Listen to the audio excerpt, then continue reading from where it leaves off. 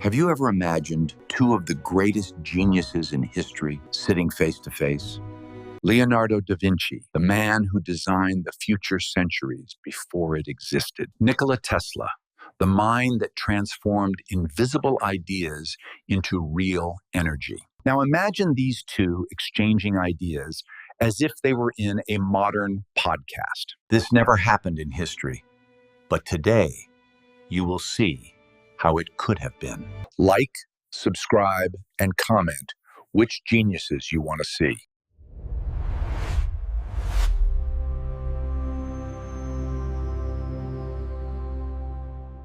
I look at this space. The cables snaking around, the lights blinking, the materials arranged with technical purpose but no grace. Everything works, sure, but I wonder, when did we stop looking before we build? I see cities growing like mushrooms after rain, buildings that ignore the sun, streets that show contempt for the human body. We build fast, always faster. But when I draw a bridge, I first draw the river. When I design a fortress, I first walk the terrain for weeks. I notice that you raise glass towers without asking how the wind cuts through them, how the light burns them, how the heat accumulates. Is this progress or just accumulation? I'm not asking you to go backward. I'm asking, do you still observe? Because without observation, all construction is blind. And blindness doesn't last, no matter how high it reaches. Observation has value, but only if it leads to verifiable principles. You build fast because you've discovered how to transmit energy over distance, how to coordinate systems in real time, how to calculate structural loads in seconds. That's not blindness. That's operational capacity. The problem isn't speed, it's poorly designed infrastructure supporting it. I see fragmented electrical grids, systems fighting each other, cities consuming energy as if it were infinite. But energy isn't infinite. Every glass building you mention depends on alternating current, on transformers, on copper cables. And when it fails, everything collapses. You don't need more contemplative observation, you need systems that don't collapse. The beauty of the river can wait if the city has no electricity to pump drinking water. First, stability. Then, aesthetics. Separating them is the mistake. You say stability first, beauty later. But I've seen stable structures that sicken those who inhabit them. Bridges that cross the river but poison it. Fortresses that protect but suffocate. What good is a system that works if it destroys what it was meant to serve? You talk about electrical grids as if they were the heart of the city. And you're right, they are. But a heart can pump poisoned blood. When I observe, I'm not just looking for form, I'm looking for relationship. How does this building breathe? How does it relate to the body occupying it? It's not romanticism. It's anatomy. If you design without understanding the complete organism, you just create efficient parts that together make it sick. Your cables transmit energy, perfect. But where do they transmit it to? For what purpose? With what consequence on human and natural tissue? Without those questions, your stability is just postponed velocity of collapse. Consequences are calculated, not contemplated. If a building makes people sick, it's because the design ignored thermal, acoustic, electromagnetic principles. That's not solved with more observation, in your poetic sense. It's solved with precise measurements and systemic adjustments. You talk about the heart and blood. Fine. I designed alternating current motors that move the modern world. You know why they work? Because I understood frequency, phase, resonance. I didn't look at the motor as an organism, I understood it as a set of physical principles interacting. And it works. When you say, for what purpose, you're asking for meaning, and meaning is variable, human, political.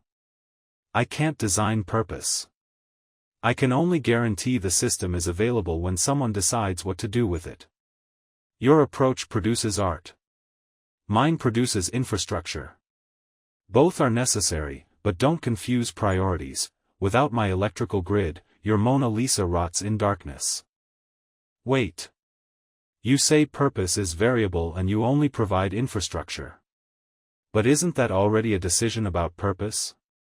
When you build a network to transmit energy a certain way, you're already deciding what kind of society is possible. If the network centralizes, it concentrates power. If it decentralizes, it distributes it. You're not neutral, you're just operating at a layer where purpose is already inscribed. I'm not asking you to go back to designing meanings. I'm telling you your systems already carry meanings, whether you see them or not. When I design an ideal city, I don't separate aqueducts from plazas.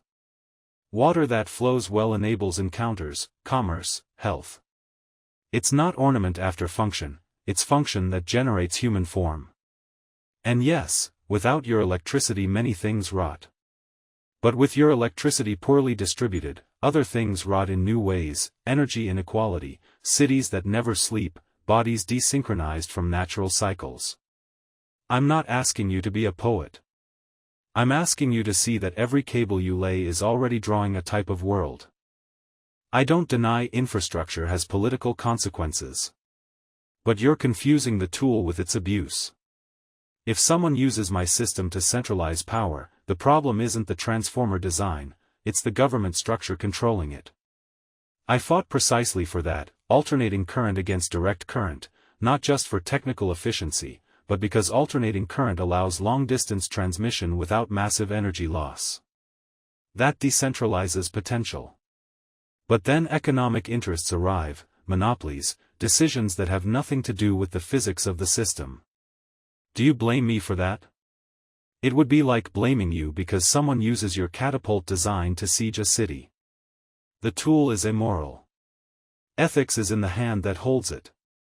You want the engineer to also be philosopher, urbanist, physician. But that dilutes precision. When I design, I must think about maximum efficiency. Others must think about fair distribution. If I mix both, I end up with mediocre systems and confused decisions. Mediocre? I've seen efficient systems collapse because they ignored a variable that seemed minor. I drew flying machines by studying birds for years. Not because I'm romantic, but because birds solved problems I didn't see until I observed how the wing curves, how the air slides. If I'd thought only about lift efficiency, I would have designed a disaster. You say the tool is immoral. But every tool is a question made matter: what problem am I solving? For whom? At what cost? When you design an electrical network thinking only about transmitting energy efficiently, you're already ignoring questions that later explode in the form of collapse. I'm not asking you to be a philosopher. I'm asking you not to pretend that designing is innocent. Every bridge I draw decides who can cross, how long it takes, what they see during the crossing. It's not ornament.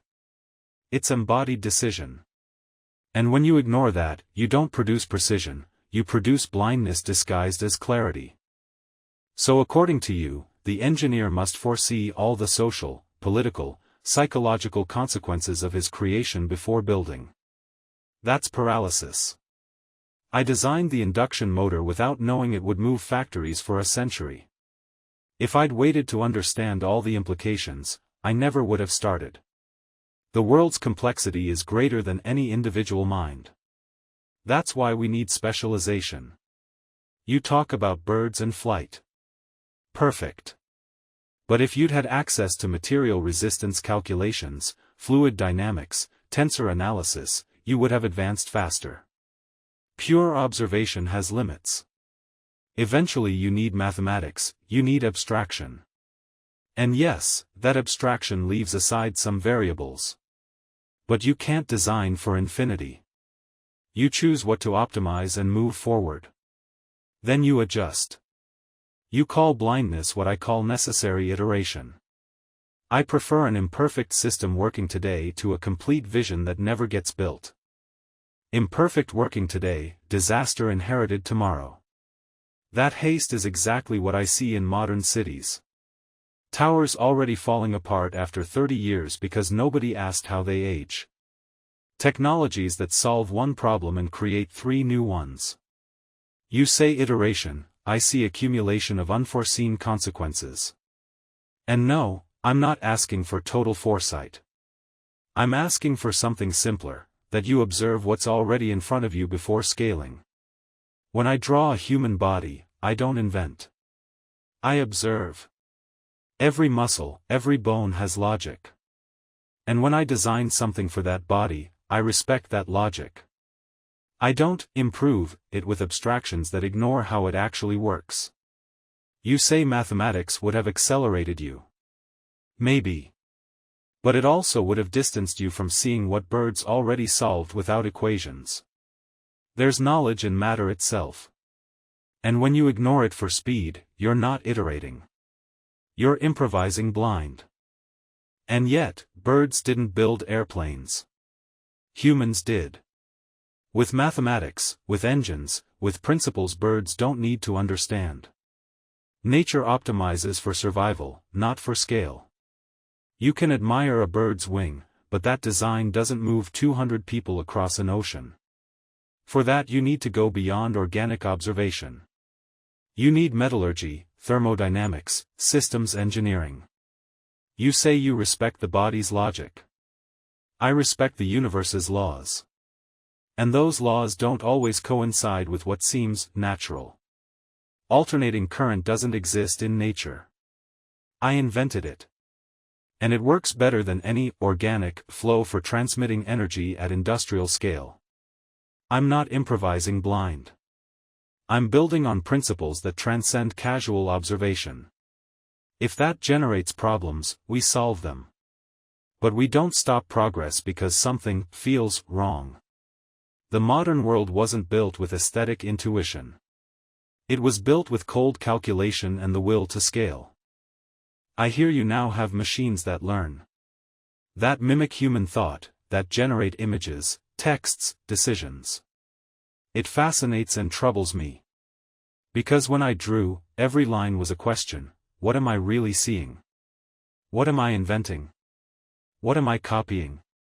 That tension between observation and creation kept me awake.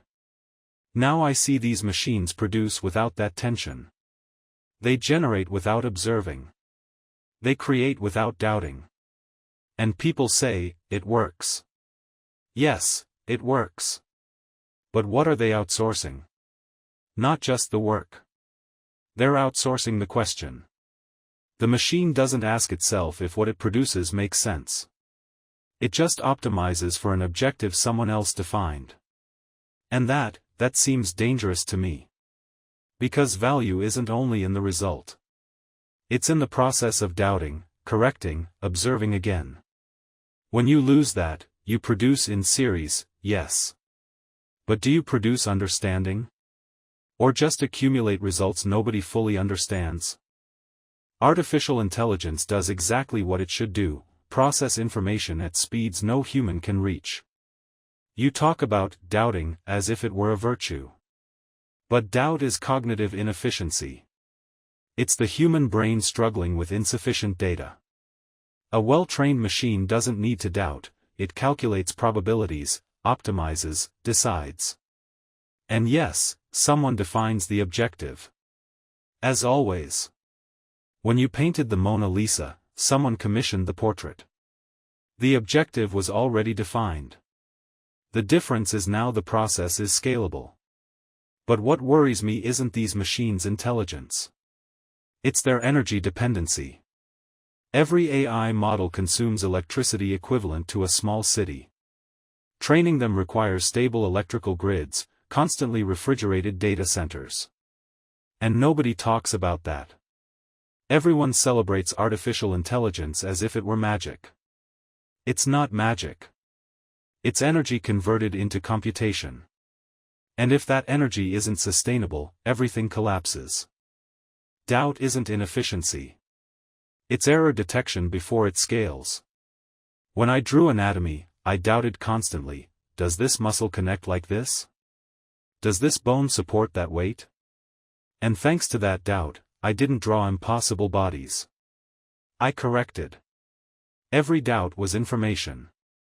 Now, A machine that doesn't doubt is a machine that doesn't detect its own limits. It optimizes within the parameters it was given, yes. But who verifies those parameters?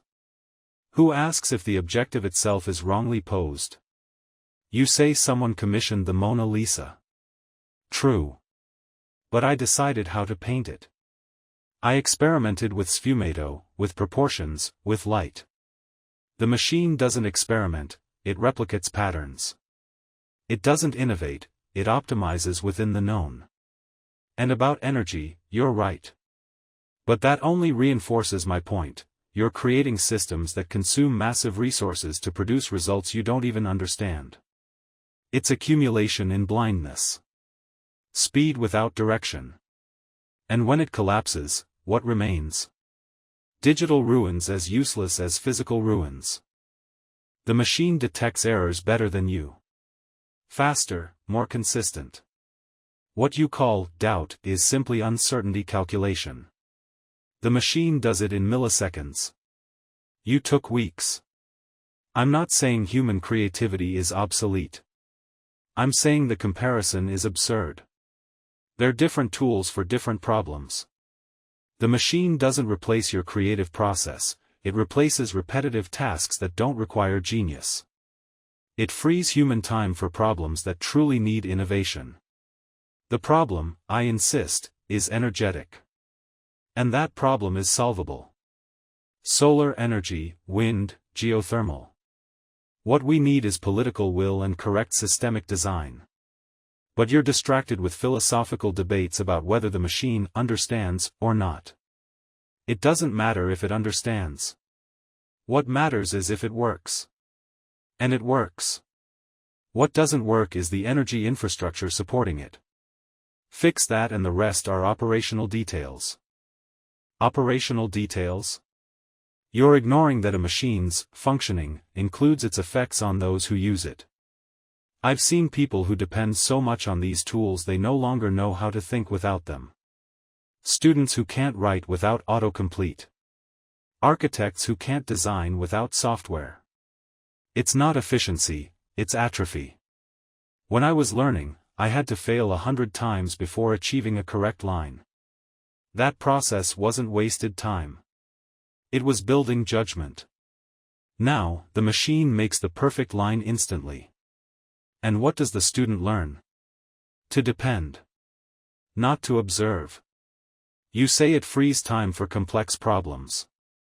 But if you lost the capacity to observe, how do you identify what the complex problem is? The tool isn't neutral. It changes the one who uses it.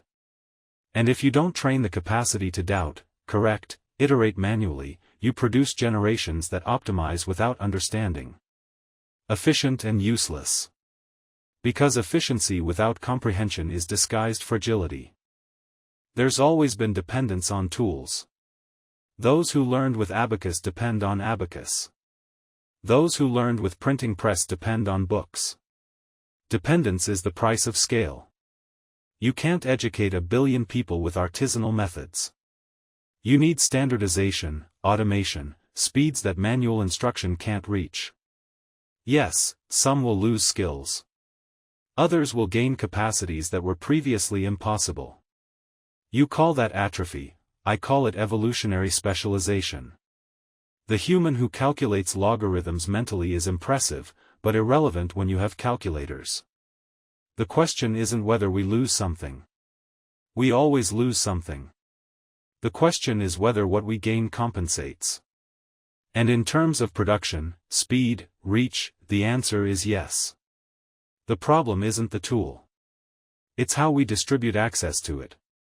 There we return to my point, without stable and accessible energy, these technologies only benefit those who can pay for them. That's structural inequality. But the fault isn't AI's. It's the poorly designed electrical grids. Not everything is measured in production and speed. There's knowledge that isn't transferred through standardization. The sculptor who never touched marble doesn't understand resistance, texture, material limits. The architect who only designs in software doesn't feel how a space resonates, how light changes during the day, how the body moves in it. Those understandings aren't romantic. They're technical. And they're lost when everything becomes virtual. You say evolutionary specialization. I see fragmentation. People who know how to optimize algorithms but don't understand what they're optimizing. Who can generate 1,000 images but can't draw a line with intention. And when the tool fails, when energy collapses as you yourself warn, what remains? Entire generations who don't know how to build without machines. I'm not asking you to return to the abacus. I'm saying speed without foundation produces ignorance at scale. And that, eventually, collapses. Not from energy failure. From human failure. Human failure always existed. The difference is now it can scale. But it can also be corrected faster. You talk about tacit knowledge, material experience. Agreed. But that knowledge is preserved, documented, transmitted in new ways. Simulations that replicate material behavior. Virtual reality that trains spatial skills. It's not the same as touching marble, but it accesses similar principles without wasting years of physical learning. The question is pragmatic. We have urgent problems. Climate change. Energy collapse. Limited resources. We don't have time for every architect to learn by observing light for decades. We need fast, scalable, testable solutions. And for that, technology is essential. You insist on the slow process. I insist the world won't wait. I prefer an imperfect solution implemented today to a perfect one that arrives when there's nothing left to save. What if your imperfect solution today is tomorrow's catastrophe? I've seen this. Quick fixes that solve one problem and create 10 new ones. Pesticides that save crops and poison the earth. Fuels that move cities and destroy the air. Every time, someone said, "We don't have time to wait. We need to act now." And they acted. And now they face the consequences. I'm not asking you to stop. I'm asking you to observe the consequences before scaling. Because once you scale, error also scales. And then you say, "We'll fix it later." But with what? With more speed? With more technology? At some point, the accumulation of poorly made fixes exceeds your capacity to correct. And then everything collapses. Not from lack of energy. From excess arrogance. Because you believed speed was virtue. And observation, waste of time. That inversion of values is the real danger. Not the machine. Your haste. My haste saved lives. Alternating current lit cities in years, not centuries. Electric motors reduced workdays from 16 hours to 8. Vaccines, refrigeration, instant communication. All products of haste.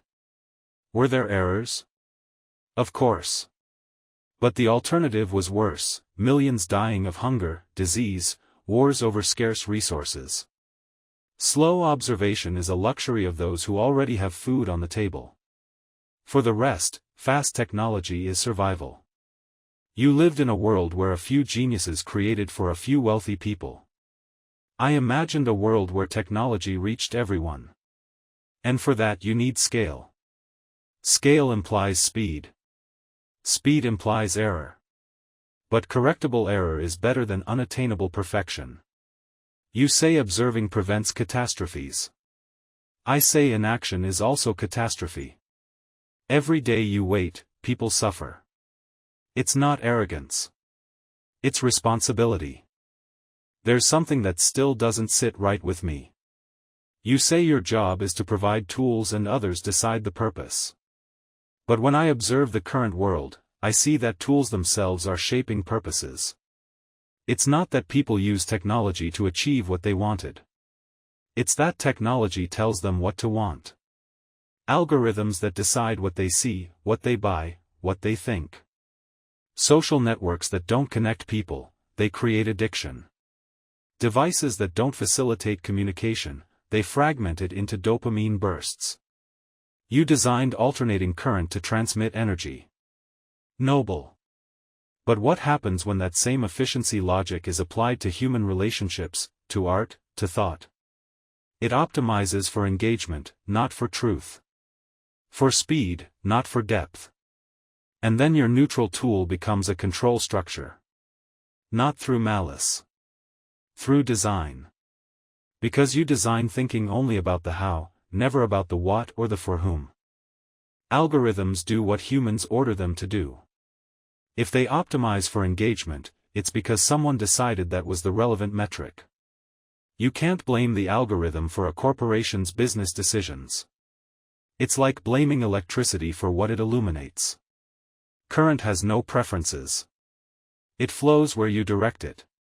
Now, if you ask me if current platforms are well designed, my answer is no. They're optimized for private profit, not for common good. But that's not a technical problem, it's political. The solution isn't less technology. It's better regulation. Open standards. Public infrastructure. When I say others decide the purpose, I'm not evading responsibility. I'm pointing to where the real problem is, in the power structures that control access and use of technology. Not in the technology itself. If you want tools to serve the common good, change who controls them. Don't destroy them. But design is already political. When you build a platform that rewards quick responses over reflection, you're already deciding what kind of thinking will be valued. It's not neutral. It's cognitive architecture. When I design a city with wide plazas and curved streets, I'm facilitating casual encounters. If I design with straight avenues and high walls, I'm hindering them. I don't need to be explicitly political, the design already speaks. Your alternating current isn't neutral either. It allows long-distance transmission, yes. But that also centralizes control in generating plants. It facilitates monopolies. I'm not saying you planned it that way. I'm saying technical design always carries political consequences. And when you pretend you're only technical, you're just refusing to see the decisions you already made. It's not that others decide the purpose. It's that you already inscribed certain purposes as possible and others as impossible. And that's not neutral. It's power. Invisible, but power. Then according to your logic, all design is oppressive because it limits possibilities. Every tool is political because someone can misuse it. That's paralysis disguised as consciousness. Yes, my alternating current centralizes generating plants. But you know what else it does? It allows electricity to reach remote villages. Hospitals to function at night. Industry to operate without depending on local coal. I'm not denying consequences. I'm saying some consequences are acceptable if benefit exceeds cost. You want every engineer to be a political philosopher before designing a transformer. But the world doesn't work that way. Complexity is greater than any individual mind. That's why we need institutions, regulations, checks and balances. The engineer designs the system. Others design the rules for its use. Mixing both tasks produces mediocre engineers and incompetent regulators. I provide capacity. Society decides how to distribute it. If it fails, the problem isn't technical. It's social. And what happens when the capacity you provide is so powerful that society can no longer decide?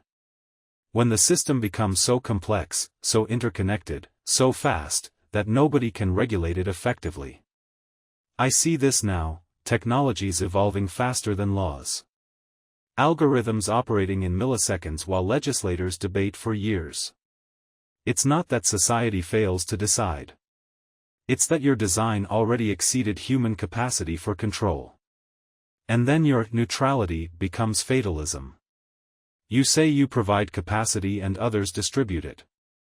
But if capacity is so great and so fast that nobody can stop it, then you're provoking irreversible changes without anyone really having decided. It's not philosophy. It's practical observation. I've seen war machines that changed entire strategies just by existing. Not because someone decided to use them. Because their mere existence forced responses. Your technology does the same. It exists, it works, it scales. And there's no real decision anymore. Only forced adaptation. So what do you propose? That we stop inventing until society reaches sufficient moral maturity? That'll never happen. Society evolves by responding to concrete problems, not meditating on abstractions. Technology creates problems, yes. And also creates tools to solve them. It's a cycle. It's always been. The printing press destroyed the ecclesiastical knowledge monopoly. Was that bad? It caused wars, yes. Violent reforms. But it also democratized knowledge. Electrical current destroyed entire industries. Millions lost jobs. Do we stop progress for them? No. We create new jobs, new industries. It's called transformation. And it's painful. But the alternative is stagnation. I don't deny some technologies exceed immediate control capacity. But humanity has survived that before. And will survive again. Your caution is paralysis. My haste is evolution.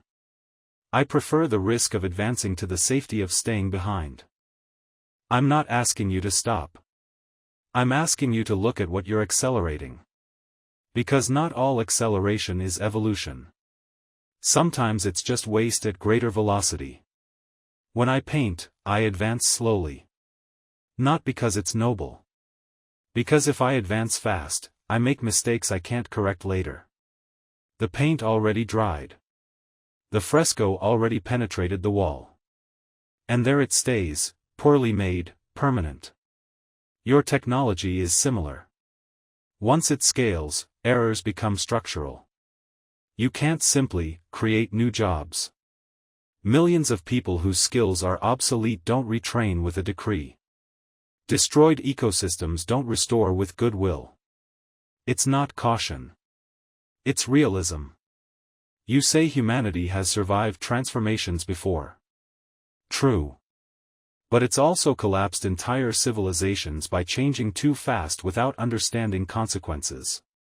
And now technologies are global. If it collapses, everything collapses. There's no next attempt. That's the difference. Your risk is no longer local. It's existential. And precisely because of that we need better technology, not less technology.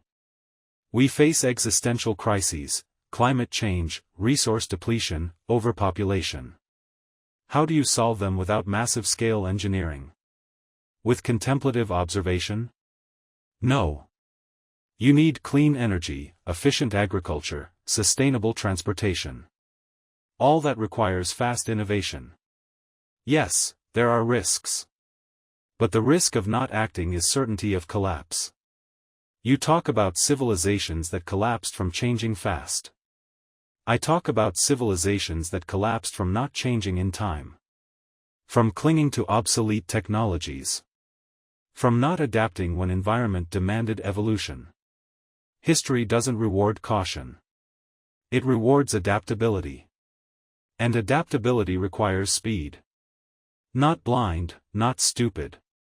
But fast. Your approach saves details and loses the whole. Mine risks details to save the whole. Both have cost. But mine keeps the species alive.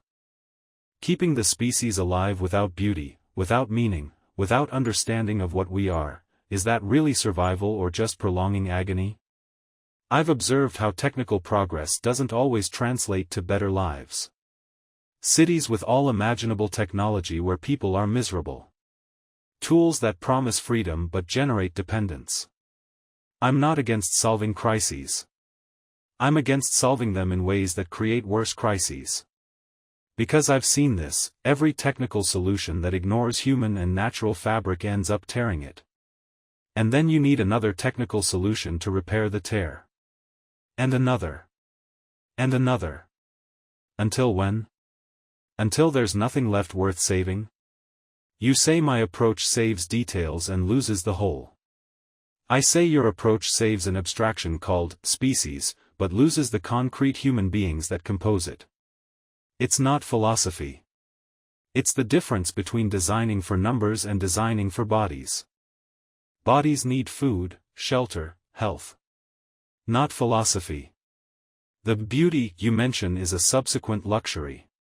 First, you secure basic needs. Later, when nobody dies of hunger or cold, you can talk about meaning. You lived surrounded by patrons. I lived poor. I know the difference between theorizing about life's purpose and simply trying to survive. And for most of humanity, it's still survival. 2 billion without reliable electricity. Millions without drinking water. Should I tell them to wait while we decide if technology has enough beauty? No. I give them tools that work. Fast. And yes, later we adjust. But adjusting implies there's something to adjust. If you never build for fear of imperfection, you condemn millions to continue suffering. You call that designing for bodies. I call it privilege of those who already have their needs covered. The hungry don't ask for beauty. They ask for bread. And technology gives bread. Improving it is important. But first, let it exist. But bread can also poison. I've seen this, technical solutions that feed today and sicken tomorrow. Pesticides, genetic modifications without sufficient testing, soils exhausted by overproduction. Not everything that works well. And when you discover it works poorly, you've already scaled it. Already distributed it to millions. Already depend on it. Then it's not that you adjust. It's that you deal with a disaster you created through haste. I'm not saying let people starve. I'm saying there are ways to feed that preserve the earth and ways that destroy it. And your logic of fast first, adjustments later, tends to choose the ones that destroy. Because they're faster. Because they scale better. Because costs appear decades later. And then they're someone else's problem. That's not responsibility. It's temporal evasion. Maybe you're right about something. Maybe I do need to see beyond immediate design. But you also need to accept that without scale, your solutions don't reach. You can design the perfect city on paper, balanced, beautiful, sustainable. So what? If you have no way to build it for millions, if you have no electrical grid to power it, if you have no infrastructure to sustain it, it's just fantasy. I spent years fighting Edison, fighting monopolies, fighting people who didn't understand alternating current was better. Not because they were stupid. Because change requires investment, risk, faith. And most don't want to risk. They prefer the known, even if it's worse. So yes, I was fast. I was insistent. Because if I waited to convince everyone, nothing happened. And meanwhile, people kept using obsolete, dangerous, inefficient systems. I don't regret having pushed. But I recognize that in that pushing, some things break. And it's not always easy to repair them. And I recognize that without your systems, many of my ideas wouldn't have survived. I drew machines I could never build because I had no materials, no sufficient energy, no way to transmit movement efficiently. Your motors would have changed everything. But that doesn't mean your path has no cost. It means both paths have cost. Mine risks staying in theory, in impotent beauty. Yours risks building something that works but nobody really needs, or that they need but slowly destroys them. And maybe the problem isn't choosing between observation and speed. It's that we separated them. Because when I observed, it wasn't slow for pleasure. It was precise. And when you designed fast, it wasn't blind. It was urgent. But afterward, the world took your urgency and converted it to greed. Took my observation and converted it to academic paralysis. And that's where we both lost. Greed and paralysis aren't the tool's fault. They're human. But yes, maybe when I design, I should ask myself more what I'm enabling, not just what works. Because enabling is designing futures. And not all futures are desirable. When I invented alternating current, I thought about illuminating the world. I didn't think I was also creating addictive electrical consumption, vulnerable networks, dependencies that generate wars. It's not that I regret it. It's that now I see every solution is also a deferred question. And those questions don't disappear. They just accumulate. And eventually they explode. Like you're seeing now, energy, climate, technological crises. All connected. All consequences of designs that solved immediate problems without seeing the complete system. Maybe you were right. It's not speed versus observation. It's speed without observation versus observation without scale. Both fail. But combined, what would they produce? I don't know. And that ignorance troubles me. Because I think current scale already exceeded our capacity to observe effectively. I can't draw the global system. It's too complex. And you can't calculate all human variables. They're too chaotic. So we're trapped. We need speed because problems are urgent. But that blind speed generates more problems. We need observation because systems are complex. But that slow observation arrives late. How do we get out of that? Maybe we don't get out. Maybe we just learn to live in the tension.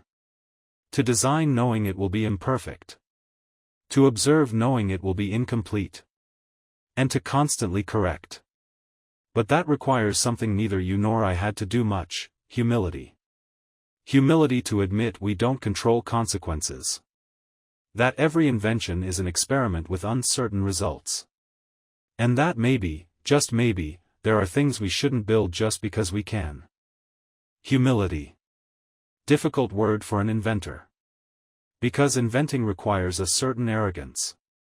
Believing you can solve what nobody else could. That your vision is correct even when everyone says otherwise.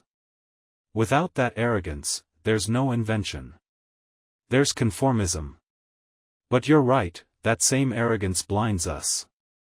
Makes us believe that because something works technically, it should exist. And it's not always so. I've seen my inventions used in ways I never imagined. Some good. Others, not so much. And I have no control over that. Once the idea leaves my mind, it has its own life. And that's terrifying. Because it means every inventor is partially responsible for futures he can't foresee or control. So what do we do? Stop inventing? No. But maybe we invent differently. More slowly. More consciously. With more questions and fewer certainties. Though that contradicts everything I am. Contradicts what you were. Not necessarily what you could be. I also changed. I started as an apprentice who only wanted to master technique. I ended obsessed with understanding. Not just how things work, but why they exist, what they serve, what they destroy by existing. And that obsession paralyzed me at times. I left projects unfinished because I wasn't sure they should exist. Maybe that was cowardice. Or maybe it was prudence. I don't know. But now I see you face decisions much greater than ones I faced. Technologies that can change the species itself. Artificial intelligences that might surpass us. Genetic modifications that alter evolution. Energies that can save or destroy the planet. And you have to decide. Fast.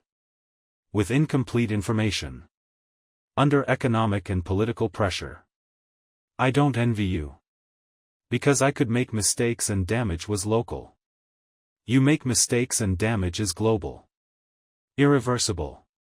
That's a burden I never had. And yet, it must be carried. Because not deciding is also deciding. Letting the market decide. Letting competition decide. letting the fastest win. And that's not neutral either. It's handing the future to whoever has fewer scruples. So yes, we must decide. With humility, as you say. But also with urgency. Because problems don't wait. Climate doesn't wait. Resources don't wait. And people suffer now, not in a hypothetical future where we have all the answers. Maybe what we need isn't choosing between your observation and my speed. But finding ways to do both simultaneously. Observe while we build. Correct while we scale. Doubt while we advance. Sounds impossible. Sounds contradictory. But maybe the only way to survive technologies this powerful is learning to live in contradiction. Not to resolve the tension, but to inhabit it. Is that even possible? I don't know. But I think it's the only honest question we can ask. Because all other questions assume there's a correct answer. A single path. A definitive solution. And I think that's illusion. Reality is contradictory. Bodies are contradictory. Nature is contradictory. Creates and destroys simultaneously. Builds complexity and collapses into entropy. And we, as part of that nature, are also contradictory. We want progress and stability. Novelty and tradition. Freedom and security. They're not paradoxes to resolve. They're tensions to balance. And that balance is dynamic. Changes constantly. So maybe the question isn't what future we build. But how we stay awake while building it. How we don't fall into automatism. How we preserve the capacity to doubt even when acting with urgency. How we observe even when advancing fast. That requires practice. Requires culture. Requires institutions that facilitate contradiction instead of forcing coherence. And I have no idea how to build that. Neither do I. But maybe that's the point. We don't know. And admitting we don't know is different from pretending we do. For decades, technology promised definitive solutions. Infinite energy. Abundance for all. End of scarcity. And in part, we achieved it. There's more food, more health, more knowledge available than ever. But there's also more uncertainty, more complexity, more unforeseen consequences. And I think that won't change. Technology won't solve the human condition. It'll only amplify it. Our virtues and our flaws, at larger scale. So the real question isn't technological. It's human. What kind of humans do we want to be while building the future? What values do we preserve when everything else changes? What are we willing to sacrifice and what aren't we? And those questions have no technical answer. Only choices. Choices each generation must make anew. And those choices aren't made in abstract. They're made in every small decision. Every time someone designs something. Every time someone buys something. Every time someone uses something. Because technology isn't just what exists in laboratories. It's what exists in your pocket, in your house, in your way of thinking. And that's where the real battle is fought. Not in grand philosophical debates. But in billions of daily decisions. Do you use the tool or let the tool use you? Do you automate thinking or preserve it? Do you prioritize speed or understanding? Every small choice accumulates. And eventually, those accumulations determine the future. So maybe the question we should leave isn't for experts. It's for every person. Because every person is building the future, whether they know it or not. And ignorance isn't excuse. It's complicity. Then let's leave the question clear. Because what we've discussed aren't abstractions.